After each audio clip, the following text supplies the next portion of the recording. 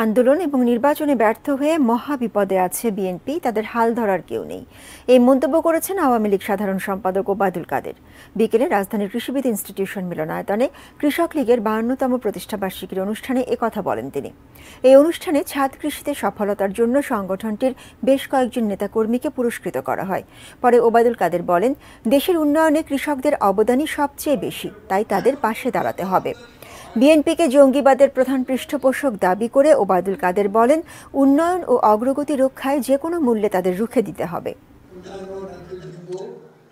নতুন ফর্মুলা আবিষ্কার করেছেন। আগে একটা সময় এদেশের উন্নয়ন, এদেশের নিরাপত্তা, এদেশের গণতন্ত্র, আমাদের সার্বিক অগ্রগতির পথে প্রধান অন্তরায় হচ্ছে বিএনপি। এদেরকে প্রশ্রয় দেওয়া যাবে না, এদেরকে রুখতে হবে।